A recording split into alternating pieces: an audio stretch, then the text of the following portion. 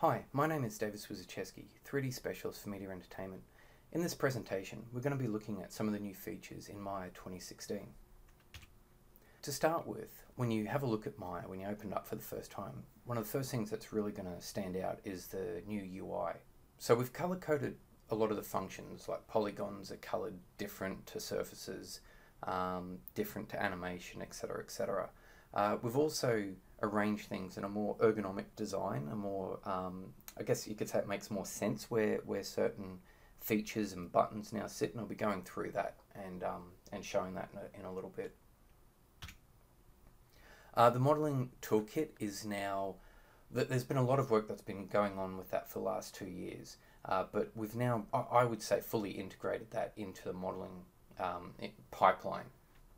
And we have some more overall modeling improvements with mirroring, cut tools, and etc. One of the big features that is new with modeling in Maya is the sculpting function. So if you've ever used Mudbox, you would be familiar with the sculpting tools that are in Mudbox. Those sculpting tools are now in Maya, and I'll be going through and showing you how you can use them a little bit later. With those sculpting tools, you can also set that up to make blend shapes, and again, I'll be demoing that in a little bit. So Open Subdiv was introduced, I think, last year, and again, there's been some more improvements with that. The UV editor, there's been quite a lot of enhancements and improvements with that, and it makes, I think, it makes the texturing process so much easier and the unwrapping process so much easier now. So again, just some of the new features that you'll see in the UV unwrap tools.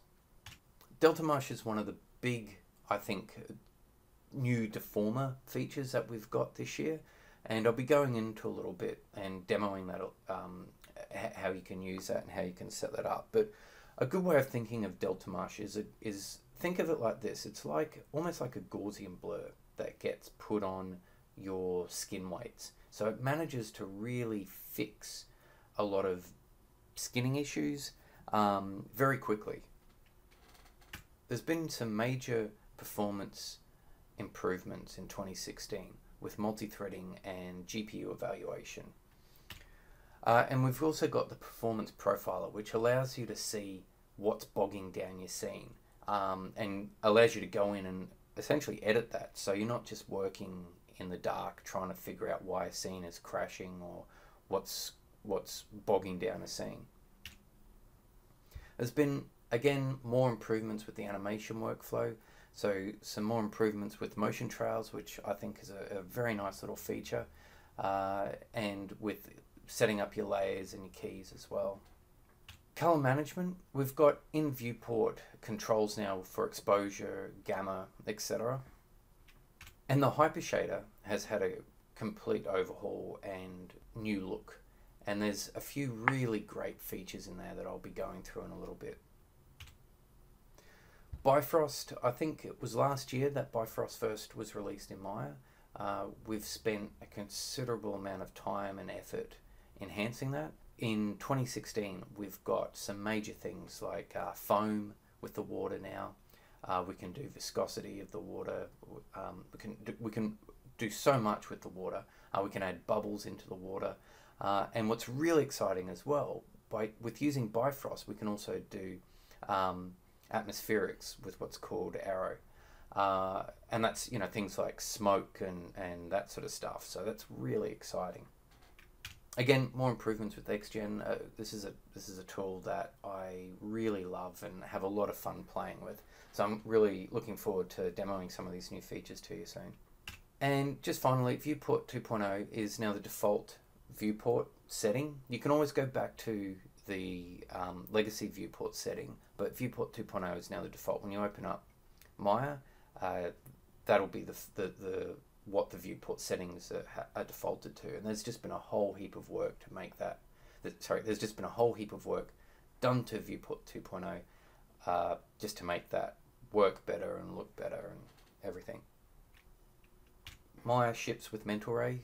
We've done a whole heap of work getting some more shaders some lights, with getting Xgen to work with mental ray. So that's some major improvements there, which is very good to see.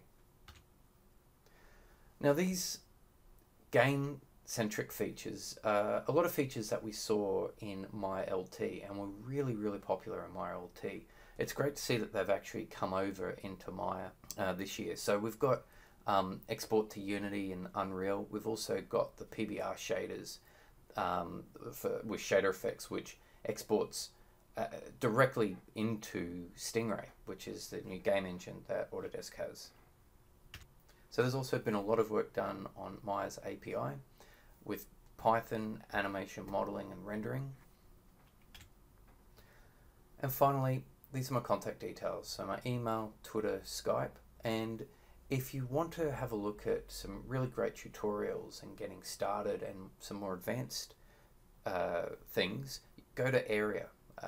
There's tutorials for everything from animation to modeling in Maya, and not just Maya, other software as well, like Mudbox and Motion Builder and 3D Studio Max. Alright, so let's get started. So just before we get started, I just want to say a big thank you to Daryl Obert for putting all this content together. And I also want to show you a pretty finished render of the scene that most of the assets that I'll be working on and demoing today have come from. So this actually comes from, let's just open up the scene here. Let's just play it here. So this comes from a short film that's being done internally in Autodesk called Hyperspace Madness. And we're using this film basically as a chance to test a lot of features and workflows. And basically, what you'll be seeing today with a lot of the animation, the Bifrost with the water sim, the smoke sim, all of that has actually come from this scene. So let's open up that scene and get started. Okay, so I've got the scene open here, and I've got it open in my 2016, and you can see straight out of the gate that the whole UI looks quite different. So if I just move around here, let's go up into mesh. You notice here that all my combine tools like boolean, combine, separate, all those sort of features are in the combine now.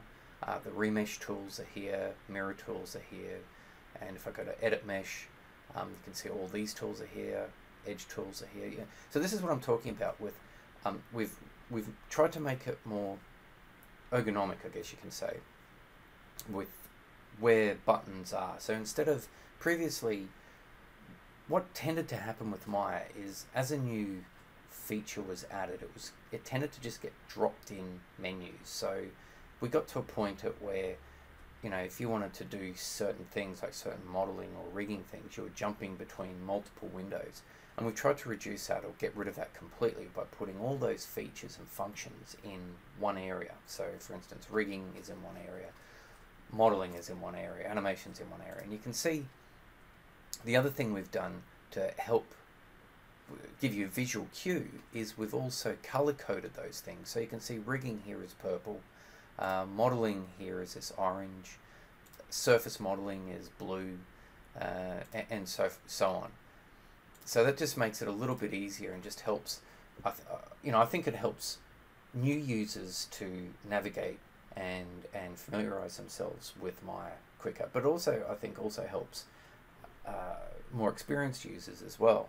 And the other thing with 2016, it's a little bit hard for me to demo in this presentation, but we've also made the UI of Maya scalable. So it works on touch screens, and it also works on 4K screens and 2K screens and HD screens. So what I mean by that is, as I scale, let's just say I open up Maya on a 4K screen, the UI will scale correctly to that screen. And if I open Maya up on just a HD screen, it'll scale correctly to that screen as well. So previously what we'd have in the past is we'd have buttons and menus that didn't scale properly, that would sometimes sit on top of each other, and that was just unacceptable. So we've fixed that, and I'm very happy that we have fixed that. And again, it works with touchscreens as well. So if you've got something like any computer that has a touchscreen, you can use Maya in conjunction with a mouse or a pen, and touch functionality as well, so with your hands and your fingers as well. So let's move on to looking at the Hypershader. Okay, so I'm going to open up the Hypershader by pressing this little button here, which is new to 2016, and you can see this brings up a very, very different looking Hypershader. So I'm just going to get rid of a few of these things here because I want to actually build this out a little bit. What you notice first is we've got our materials up here, but we've got our material viewer and our property editor over here, and down here we've got basically our node window, I guess you could say, which allows us to see how those shaders are getting built. So if I just go to sand here, you can see that I've just selected the sand texture that's on the beach here, and this brings up a nice big, so in the material view it brings up a nice big representation of what that texture looks like and what that material looks like. In the property editor I've got all my properties as you would be familiar with, and I can go into that and I can actually reduce what I see. So if I want to make it more like a look dev basically, so if I want to take options away and make it simplified, then I can hit that and takes a few of those options out. It just makes it simpler to navigate through it. But if I want to have everything in there, then I can just go back to standard, what you used to look, and there's every little drop down that I want to edit it. Now just going back up to the material viewer, we've got this nice big window that allows us to see what the texture looks like. But what's really cool about this is we can actually go from hardware to mental ray. It gives us more of a mental ray view. And we can go from sphere to an actual shader ball. And what's great about this shader ball is let's select something that's got something like a little bit more shine and interest to it, like a car texture. So this is a car paint texture. You can see it's picking up all these highlights. Now, what's also great about this is I can turn on some IBL, so I can see how this will look like before I commit to a render. Now, this is fantastic because I can look at this and go, yeah, you know what, that texture and that shader, the way it is like that looks good. Or I can go in and say, actually, I want to just change the base color or how much specular is on that. And I don't have to commit to a render. So previously, our only option was to render something out, and that was just painful and tedious. So now we've got this material viewer that shows us what our final render will look like before we commit to a render. Alright, so let's go back down to our node editor here, and I've got the sand texture here. Let's just move this to the side so you can see what we're working with. And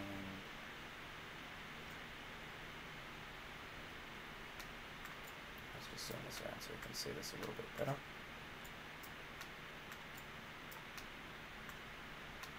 Now, one of the other great features we've got now is we can solo a texture. So if I just hit this little S button here, what it does is it knocks out everything else that's happening with that and allows me to just look at the material that's in that shader.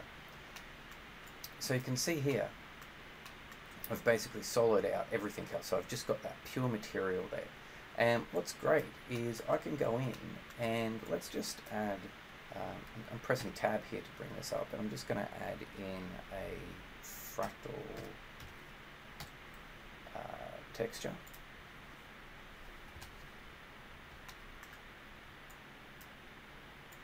So I'm just going to drop this fractal texture onto the dirt here.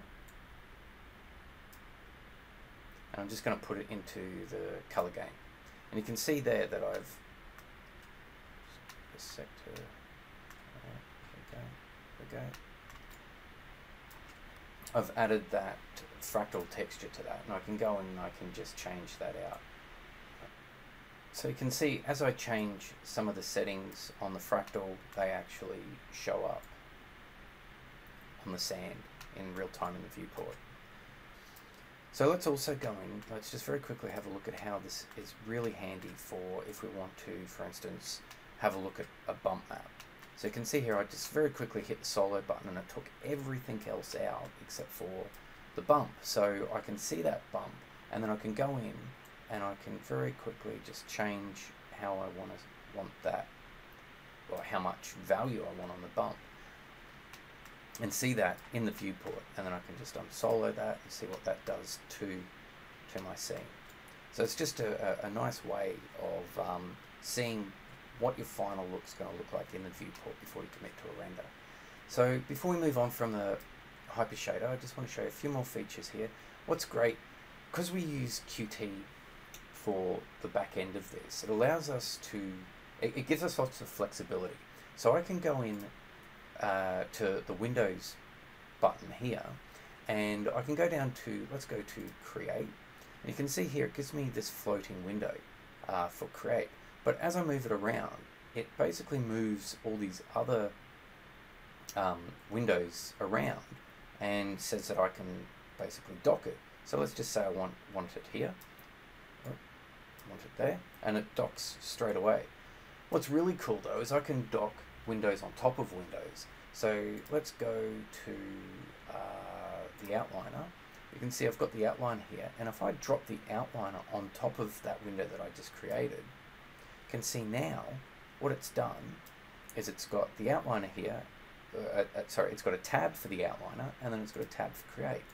So it allows me to go and toggle through those. So this is a great way of, let's just say you've got a window that you use occasionally, but you don't want to give up real estate to, but you still will need it, then you can have that here, and then you can have a window that you use a little bit more that's sitting on top of that. Alright, let's have a look at some performance improvements now. So I'll just close this down here, don't need that anymore. Alright, okay, so I want to bring up the performance profiler. So I just need to go up to Windows, go down to, where is it? Where is it? There it is. General Editors, down to Profiler. So this brings up a profiling tool that basically records everything that happens in my scene and then shows me where I'm taking performance hits, or where CPU and GPU resources are being allocated. So let's actually I've already got this set to parallel, so I'm going to go back, so I want to show you the difference. Let's turn off parallel. Let's go back to that, and let me just move that to the side for a second here. So I'm just going to play through this. Now, just keep an eye. It's probably a little bit hard to see, but right now I'm getting around about 4 frames per second down here. So if I bring my profiler across and I just hit the start recording, it's actually recording everything that's happening in that scene right now. What's taking, where a lot of what's taking process time and power. And I can go in here, and it's great because I can go in here and you can see as I go in, let's just move this back a bit to there. I can go down and I can actually select these things, and it'll show me and tell me what is actually causing, so that you can see these are taking up quite a bit of processing power. And it'll show me, not only give me a readout here, but it'll show me in the viewport that's what's causing the issue. So that is a fantastic tool for TDs and for anyone really to see what is causing heartache and slowing down your scenes in a very, very quick and easy manner. So you saw I just changed the processing from parallel back to DG. DG is more the old way of doing stuff. What I'm going to do now is change it back to parallel.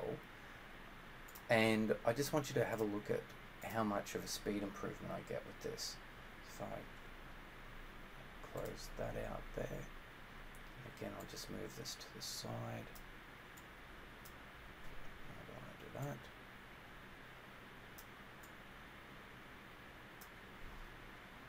I'll play through this now. So you can see just by switching it over to parallel, I've basically doubled, or more than doubled. I've gone up to 13 frames per second. Still not quite, you know, I'm still getting a bit of a delay. I'm not getting 24 frames a second, but just keep in mind that I'm actually doing this on a laptop, so I'm actually using a MacBook Pro. If you're using this in production, you wouldn't be using a MacBook Pro. You'd be using something a little bit more beefy than what I'm using. But on my MacBook Pro, just by changing from DG to parallel, you can see my frame rate has improved drastically. And let's just go in and actually record that and see what's happening.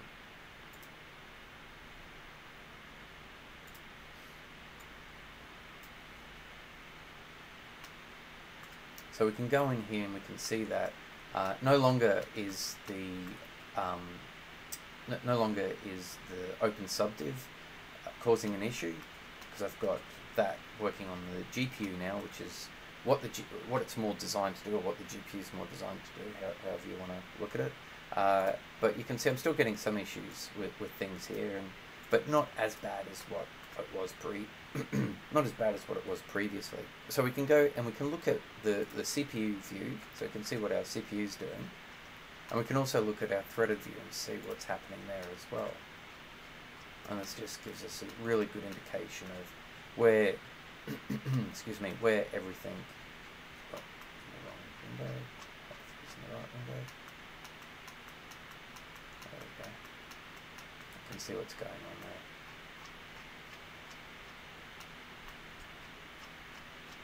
Zoom out so you can see that a little bit better. Let's have a look now at Delta Mush. Where is my guy? Let's bring him back here. Okay, so I'm just going to bring up. So this is just, I've just brought up a bit of geometry that has no rigging to it, and I'm just bringing up the character controls. I'm just going to bring him back to fit inside here just by going to stance mode. Just go to stance mode again. I'm going to have a bit of a redraw issue there. I'm not quite sure what was going on. Okay, so I'm just going to very quickly select the joints of this guy, and then I'm going to select the mesh here, and then I'm going to skin this. So I'm just going to go up to rigging, skin, bind skin, and I just want to bring up this because I'm going to go selected joints, bind method. I'm going to go close distance, so I'm not going to do geodesic voxel binding or heat map skinning. Geodesic voxel binding I've talked a lot about and absolutely love, but I want to do closest distance because basically this is going to give me the worst result possible. Classic, I'm going to set my influence to 1 and I'm going to go bind skin. And it's just giving me a funny little thing there. If I just move that, yeah, that's good. I don't know what's going on there, but anyway. And then I'm just going to select the skin, and then I'm going to apply the Delta Mush to it. Alright, and then I'm going to turn the animation back on. Now let's just scrub to a point at where he's going to have issues. This is a good one here. This shows the issues quite nicely.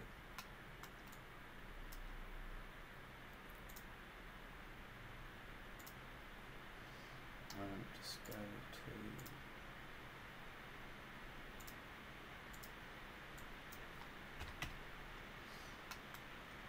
okay, so there is no Delta Mush on that right now, and you can see I'm getting some pretty awful skinning going on here. So let me just turn that on. I'm going to turn the Delta Mush on. You can see just with a smoothing iteration of just 1, it's already done stuff to it. Now if I just go in, let's and just dial that in, you can see that the more iterations I put in that, the smoother that skinning becomes. You can see around the bum here, it's smoothed that out quite nicely. And if I just, that's no delta mush, that's delta mush. So you can see how much that fixes. This is a really good example, actually. This is a really good example, I think. Under the arms is a notoriously bad area. And this sort of pulling is what I would expect from, you know, not adjusting any blend weights, any envelope weights or anything. And then we have a look at what happens as soon as I turn that delta mush on. It fixes so much of that. Of course, you know, I probably still need to do a little bit of work with that, but considering you saw how quickly I skinned that and just dropped the delta mush on there, how quickly that fixed that up. So yeah, delta mush is a fantastic tool. Alright, so let's move on to sculpting. Alright, let's hire, so let's get to that, and let's hide that, and make that, put his face here, his framing on that. Okay. So we're just going to have a look at sculpting now and how we can use that for setting up blend shapes. If I go up to my menus up here, and this is something that's been in all Autodesk products for the last couple of years, and it's something that I really love. Any new features get these little green boxes around them, and it's a great way of just telling you that this is a new feature for this release. I'm on the betas for quite a few different pieces of software, and I still manage to miss new features and buttons that come out each year. So whenever I open up Maya or Max or Mudbox, MotionBuilder, whatever it might be, the first thing I do is I just go around and have a look and see if I can find as many of these little green highlighted features or buttons, whatever they might be, and then have a look at what they do. Alright, so going to sculpting here. So I'm just going to create a blend shape modifier, and then I'm just going to create some blend nodes here. Now I'm just going to add some new targets, and then let's go in and actually do some sculpting. So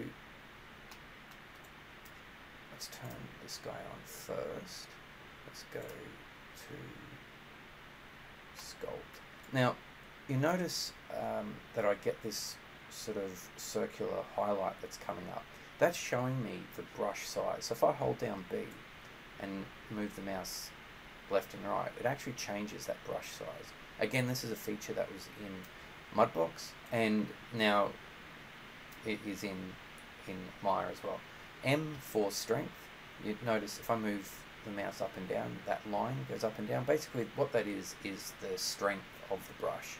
So if I just leave that, let's just put that there and move that down a little bit like so. And then let's just move, let's just do this here. Now you notice when I move the slider, I just created a blend shape for that guy. Let's move that down and let's go to this here. So I can go in and like I was saying, like I was just showing you with the brush, that functionalities come across from Mudbox. A whole heap of other functionalities come across as well. So if I just have a look at this, we've got things like steady stroke, which basically allows me to draw, kind of just like it says, steadies my stroke. It kind of puts a bit of a delay on the stroke that I'm doing. Just move that down. You see I've created another blend shape. They're pretty awful blend shapes, but I think they get the message across. I'm not quite sure what's happening to the poor guy's face. Obviously eat some alien food. Alright, let's just go to the next one here. So that's a steady stroke. So I can also turn on mirroring. So I can turn on which axis it mirrors. So I'm just going to go X, and you can see here now that let's just turn the magnitude down a little bit. Turn that down a little bit, like so. And let's just paint this out a bit.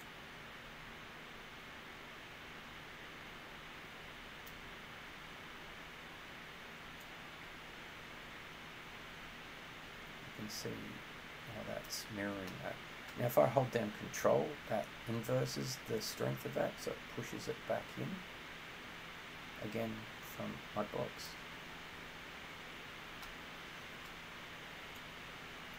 Now, that's that one there. Let's see, that's pretty mild, that's not too bad. Let's add another target.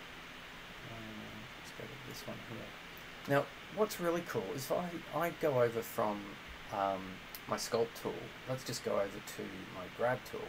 I can grab geometry and pull that around as well. Actually, I'll just turn off mirroring. I'll also turn off. Oh, I think I just turned it back on. Turned off the sticky stroke. There we go. So yeah, so I can just grab bits of him. So I'll just grab his ear here, and you can see I can just pull that out like so. But you'll notice if I go over to his face here and I want to, let's just say I want to do a lip curl, I want to start doing like lip expressions or opening the mouth and stuff. If I just grab this here, you notice that it pulls the whole thing. So what we can do is we can set the fall off type. So I'll just go to fall off type and let's just go surface. And now if I grab this, you notice that it actually just pulls like so. So if I want to pull this up and then rotate that, if I hold down Control, notice how it's rotating that.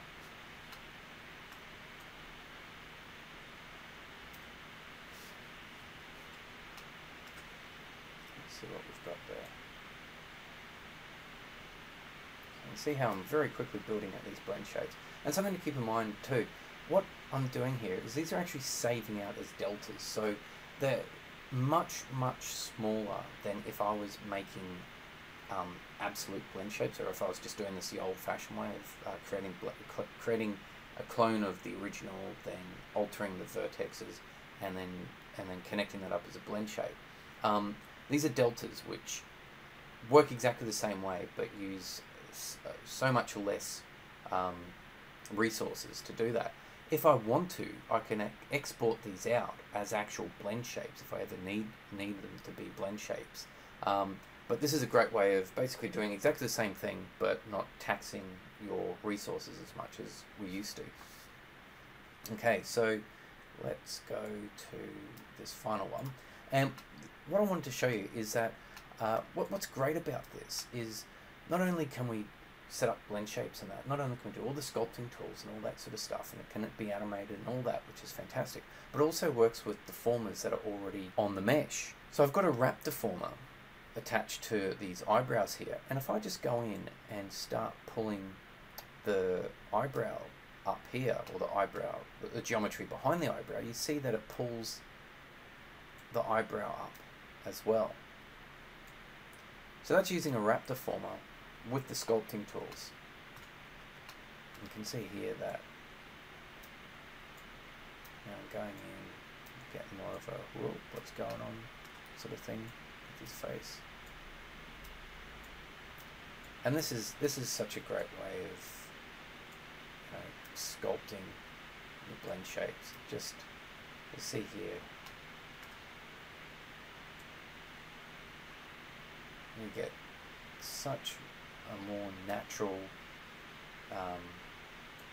look to your blend shapes than doing it the more old-fashioned way.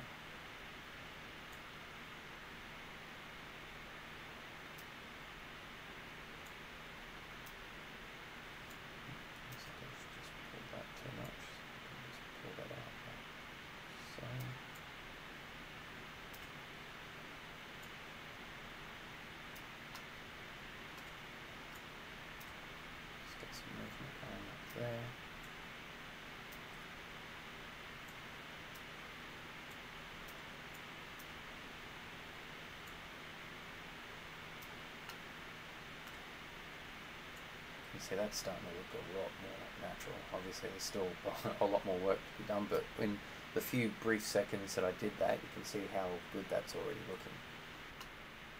Okay, so I think that's pretty much it with sculpting. There is so many. I mean, I've only really touched on 2 buttons here. There's so many great buttons up here that do, really great things to your mesh. So I highly encourage you to just start playing with them. All right, so that's it for sculpting. Let's move on to Xgen. All right, so let's just get rid of the blend shapes. Don't need that anymore, and let's get rid of his geometry here.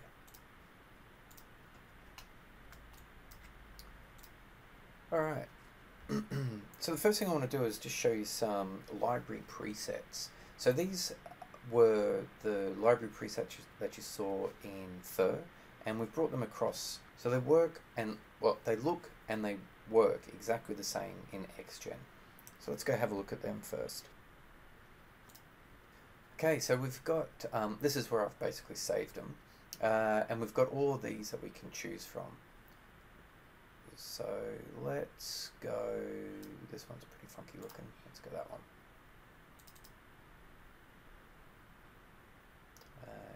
Yep. It takes a few seconds to build this out. But again, I'm doing this on my MacBook Pro laptop, and yeah, it doesn't take too long, all things considered.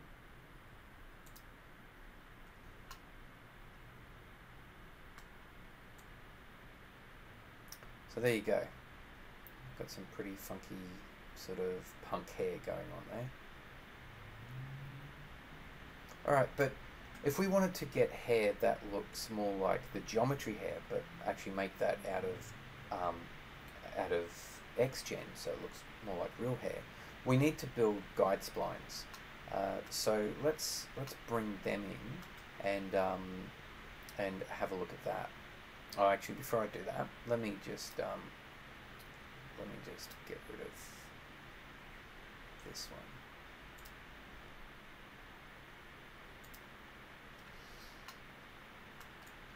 And let's go back up to my Xgen library and bring this going.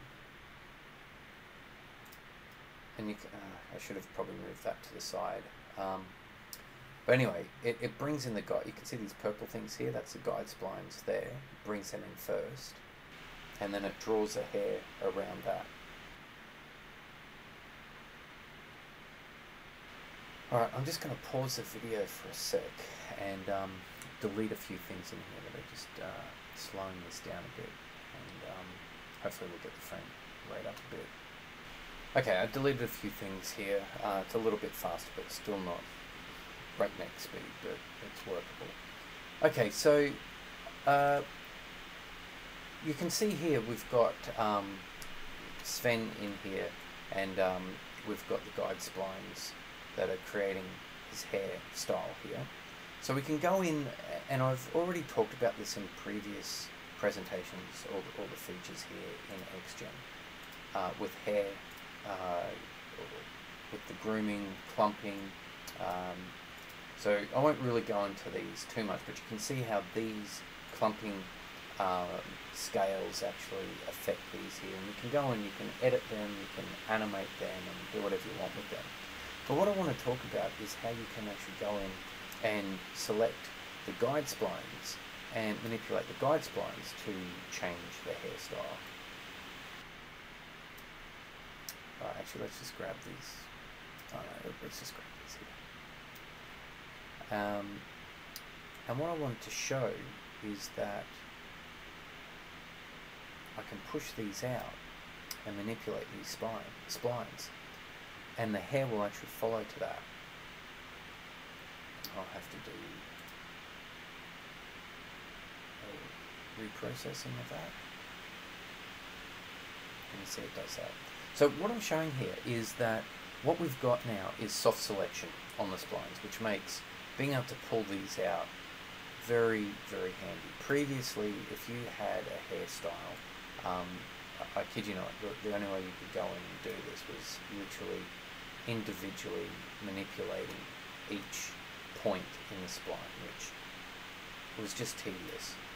Where now, you know, with soft selection and being able to do group selections with soft selection attached, it just makes it more sculpting, and it makes it less tedious. You can, you know, go in and you can just play around with it. You know, just make it, just see what works, what doesn't work, and get changes to the hairstyles a lot quicker. You can also do rotation on those splines too, so I'll just quickly show that. So I'll just bring these out.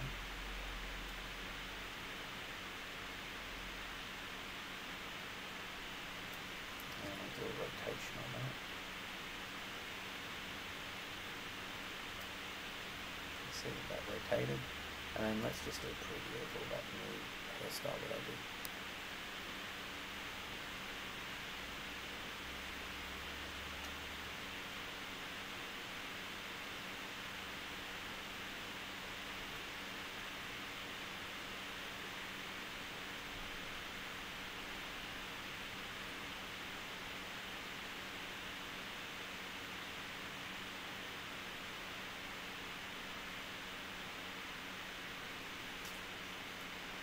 Okay, so that's doing hairstyles and stuff, but Xgen is really powerful as a geometry instancing tool as well. And this video or this image that I'm bringing up right now demonstrates that. This crab on the beach here is from a short film I was working on last year. And each individual grain of sand is actually a piece of geometry that was created in Xgen. And the reason we did this is because we realized early on when we're making this film that because we're down at such a macro level, we couldn't use displacement maps or anything like that, or we couldn't use it because we're just too close. And we also realized that we couldn't use particles because that just killed our scenes. So we went with Xgen, and all those grains of sand are actually made out of 4 base pieces of geometry. And then we instanced that across the whole beach. So we had some 50 million polys, I think, in our scene, which were grains of sand, and then the crabs and everything else. And what was great about this is we could actually, as the crabs walked through the grains of sand, we could use displacement modifiers to actually push those grains of sand away as the feet went into the sand. Okay, so I'm just going to show you a little bit of how we can use this as a geometry instancing tool, and not just a hair grooming tool. So let's just go over here. Okay, let's just go to Xgen and let's just create a new description.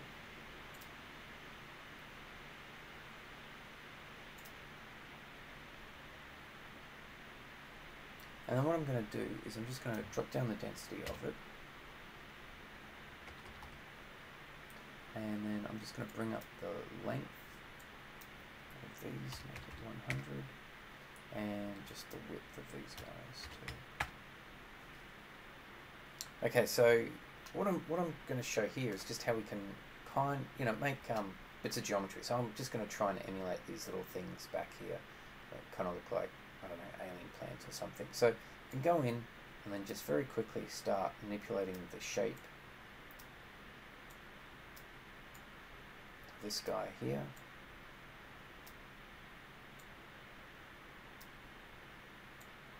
You can see I can just drop these in as I like.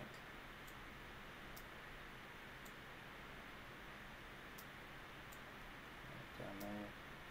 Anyway, you get the idea. It's getting closer to that. Maybe not quite what we need. There we go. That's a good start. So now I'm just going to apply some textures to this. I'm going to bring up my Hypershader again.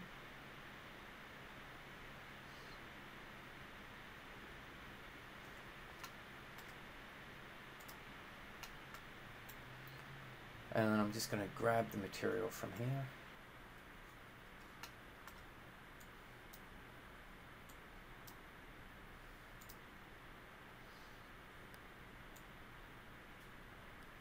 Now I'm just going to, let me just move that across like so, make this a little bit bigger.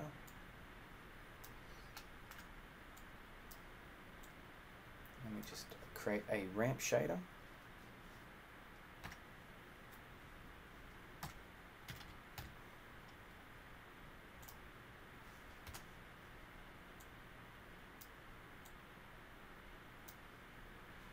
I'm just going to add that ramp to the color.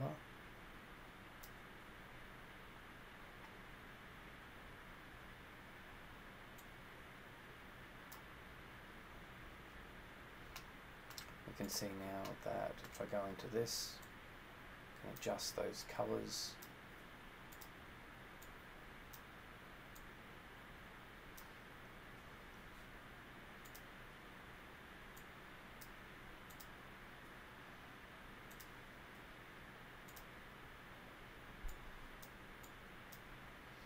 Go in and make some quite funky looking objects there, really. So anyway, I'm just showing the ramp shader being applied to that, and let's just randomize that a little bit. Like, let's bring in a noise. Yeah, let's try a noise modifier.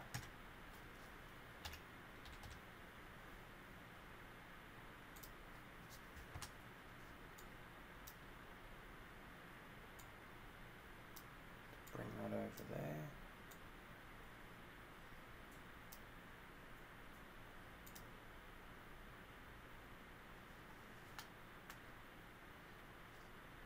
So I just added a noise to the ramp.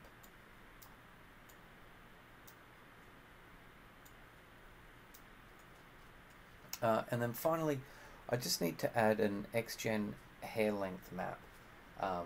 And this will allow it to render in software. So if I just go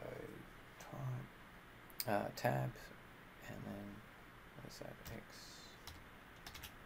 Xgen hair length. So the Xgen hair length mapping allows it to render in software.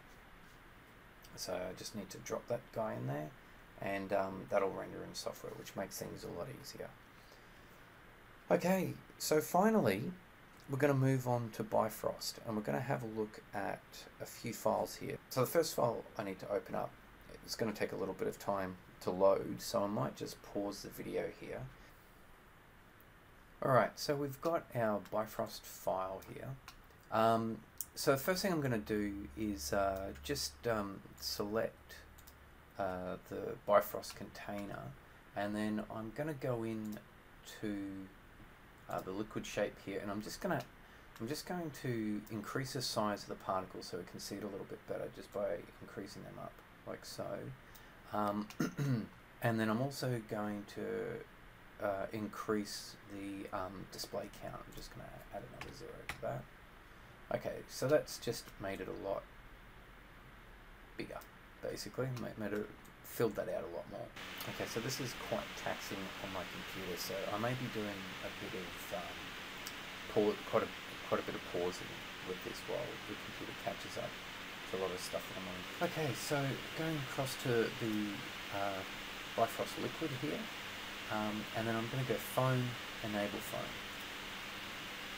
And we'll notice that there'll be some, when it catches up, we'll see some white sort of specks around the rocks and so forth, and that is the phone. Alright, I might just pause it here while I wait for it to come back. Alright, so I'm just going to change a few settings here just so the foam, we can see the foam a bit better. So I'm going to change the emission rate to 10,000. I'm going to change the min speed to 0.1. I'm going to change the churn to 0.5. We'll just do a resim of that and see what that looks like. Okay, it's probably a little bit too hard to see. We do have some foam in a few areas there, but for some reason it's just not really displaying very well. So one of the things we can do as well is we can set up adaptive cameras. So what that means is it's basically like building a kill plane, but instead of the kill plane being an actual physical piece of geometry, the kill plane is what the camera sees. So what that means is Bifrost will not do any calculations outside of that adaptive camera, or that kill plane, so to speak. So I'm just going to bring up some videos just to show you what I mean by that. So we've got this video here, and this was done using the adaptive camera. So that foam and the water in that is being generated and calculated just as the camera sees it. Which is a massive time saving. Yeah, it saves a huge amount of time. So I've got another video that shows a side-by-side comparison here of what I mean by that. So you can see here in the top left, that has the adaptive camera turned off, and the simulation time took almost 6 hours. It was 5 hours and 50 minutes. Down the bottom, we've got, sorry, and that's with the liquid and foam. Down the very bottom there, we've got it turned on, the adaptive camera, and you can see that it took 3 hours and 22 minutes. So you can see as the camera is moving, you see that it's only really doing the calculations inside that sort of camera view, I guess you could say. Okay, so let's have a look at creating waves using like a noise modifier. What I'm wanting to show you here is that I can use a very simple, basic piece of geometry to create a really full looking scene with waves and white water and all that sort of stuff. So this is what our final thing is going to look like. And you can see we basically turn the displacement up, and as we turn the displacement up, it generates more white water, and then as I pull the displacement down, the white water starts to dissipate and disappear. So it starts from no waves at all, and then we slowly build that up.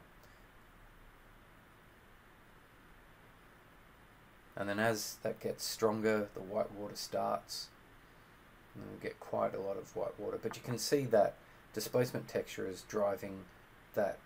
Basically, it's the water, or the Bifrost is just the white water stuff, and the rest is just like a displacement water texture. Okay, let's have a look at that. Alright, so I've got this scene here, and you can see as I go through, it's just this displacement texture on here that's driving this. So if I select this here and go generate, let's go up to effects, let's go Bifrost, and let's go create liquid. You can see now I've got that liquid there. And then what I need to do is just create a container for that. So let's put that there and add that as a collider. Let's see how that's looking. So that's starting to move. Now what I'm going to do is just add the foam to this. So let's go Bifrost, foam, Bifrost, foam. Let's start that again from the beginning. Alright, I'm just going to maybe speed this video up so you can see it run its full calculation. I think it's working, but it's going to take a while for it to do its calculation.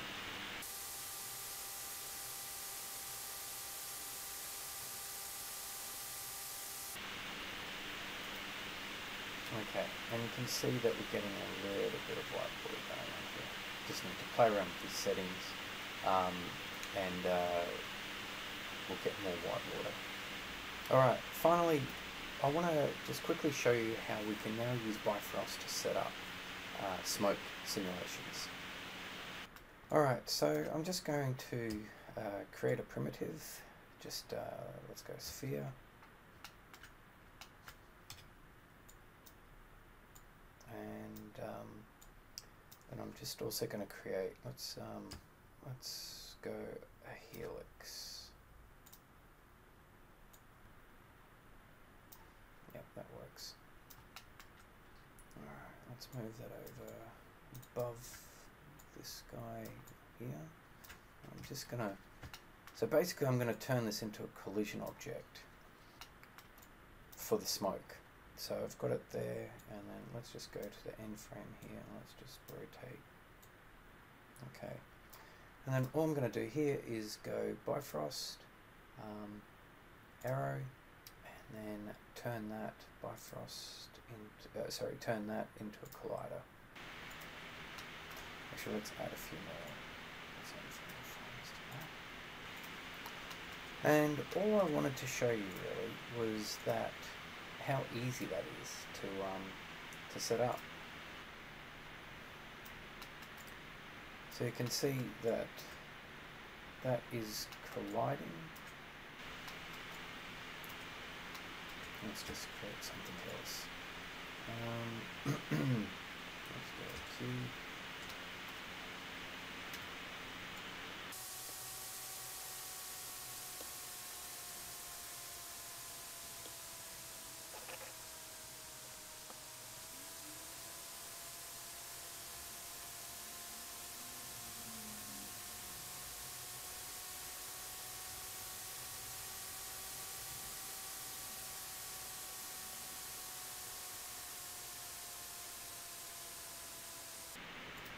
I'll just increase the size of those particles a bit so you can see that.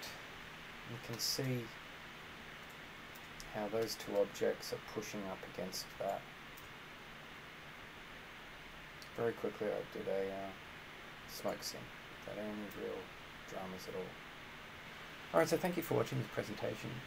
I've really just scratched the surface of the new features in Maya 2016. There are a ton of stuff that I really haven't even had a chance to talk about. So I encourage you to get in there and play with it, and I look forward to presenting another one of these soon.